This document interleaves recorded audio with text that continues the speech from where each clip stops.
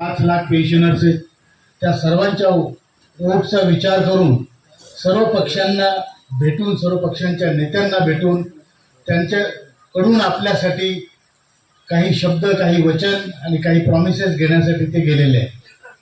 त्या 3 दिवसापासून तिथे आहेत, अजून पुढचे 3 दिवस तिथे राहतील. ते सध्या गया आणि पटना या 2 ठिकाणी, दरभंगा इतर ठिकाणी जाणार आहेत. ते नसले तरी ते आले नसले तरी त्यांच्या अर्धांगिनी श्रीमती मीनाताई राजावत या इथे आलेल्या आहेत. त्यांचे मी आभार मानतो.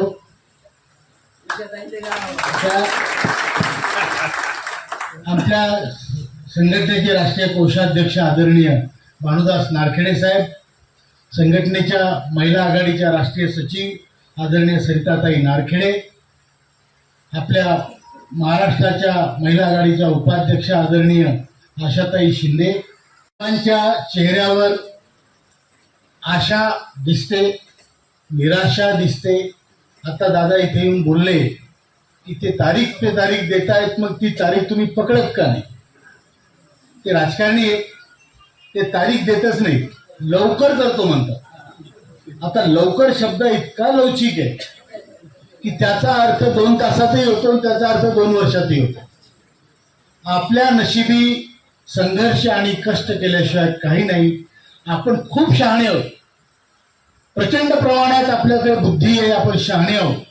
आपल्यापैकी प्रत्येकानं जग पाहिलंय, आपलं घर चालवलेलं आहे, मोठे मोठे निर्णय घेतलेले आहेत, आपल्या कुटुंबात, आपल्या कारखान्यात, आपल्या फॅक्टरीमध्ये.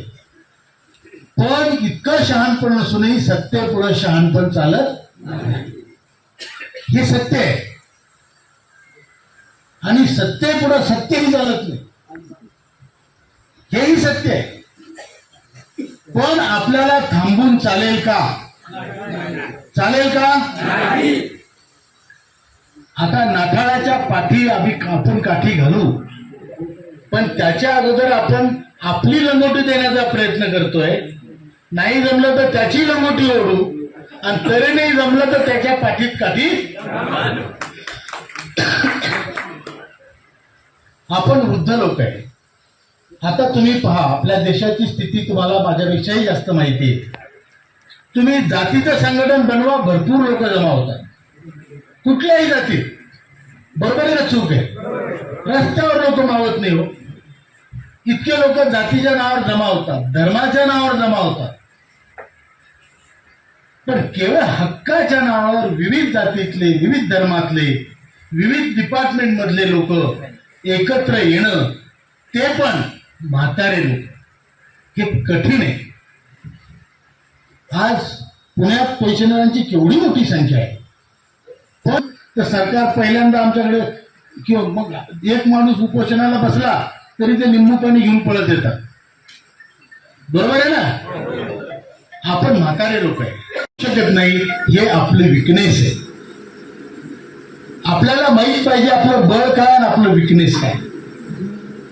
आपल्यातला हा कमजोरपणा आहे की आपण एकत्र येऊन दांडगाई करून, तोडफोड करून आपलं बाहुबळ दाखवू शकत नाही, कारण आपल्या बाहुत आज बळ नाही. त्यामुळे जे निर्णय आपल्याला घ्यायचे असतात, मी एकटा ते निर्णय घेतच नाही. संघटनेत निर्णय घेण्याची एक पद्धत आहे आणि सगळे मिळून निर्णय घेत असतात. त्याचं पहिले झूम मिटिंगवर अप्रुव्हल होतं, त्याच्यानंतर ते निर्णय अंमलात आणण्यासाठी कार्यवाही होते. तर म्हणून आपलं आंदोलन सातत्याने 10 वर्षापासून म्हाताऱ्या लोकांचं आंदोलन आहे. ते कमजोर आहे पण ते कणखर आहे, त्यात सातत्य आहे. जसं आमचे दादा सुभाषराव पोखरकरांनी सांगितलं की तुकाराम महाराज म्हणतात की कोणी पिवल्याशा रोपट्याचं मूळ सुद्धा दगड फोडून आत घुसतं, तुम्ही सुद्धा या वयात वटलेल्या झाडाची मुळी तुम्ही दिल्लीच्या दरबारात घुसवली.